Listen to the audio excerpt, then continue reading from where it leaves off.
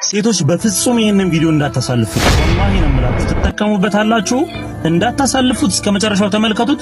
ወንዶችም ደግሞ እስቲ ለእህቶቻችሁ ላኩላቸው። ወደ ቪዲዮ።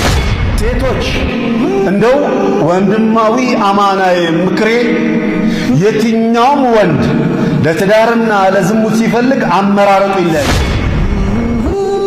የትኛውም ወንድ ይሄ የወንዶች ማንነት፣ ለዝሙትና ለትዳር ሲፈልግ አመራረጡ ይለያል።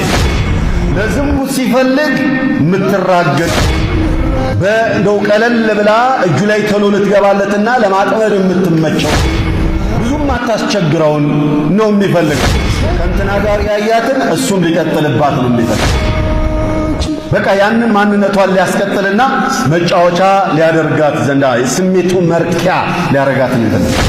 አማ ለትዳር ሲፈልጋት ያችን ከሷ ጋር የተደሰተባት ላይፉን ያሳለፈውን እንኳን ቢያገባት እኮ ቢያንስ ሰብስቧት ነበረ። ቢያንስ አበላሽቷት፣ ሐያቷን አበላሽቶ፣ ምናልባት ድንግል ነበረች፣ ድንግልናዋን አበላሽቶ ከሷ ጋር ለዓመታት ቆይታ ለትዳር በሚፈልግበት ጊዜ ጨዋ የቤት ልጅ ይላል። እችን እኮ የቤት ልጅ ነው ይዞ አውጥቶ የጎዳና ልጅ አረገ።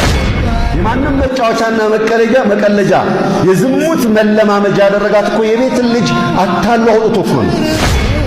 ከዛ በኋላ ወደ ትዳር ሲመጣ መስፈርቱ ኮምፕሊትሊ ይለያያል። ሙእሚን የሆነች ቁርአን የቀራች ሳሊ የሆነች አባቷ እንደዚህ ሆነ፣ እናቷ እንደዚህ ሆነች፣ ጎሳዋ እንደዚህ ሆነ፣ ብሔሯ እንደዚህ፣ መልኳ እንደዚህ ሆነ፣ ጸጉሯ እንደዚህ ሆነ፣ ጸጉሯ ዞማ፣ ጥርሷ ምናምን እያለ የሚያስቀምጣቸው መስፈርቶች አሉ። ለዝሙት ጊዜ ሴት የሆነች ነው። ኢዘን አኸዋቲ አትሸወዱ።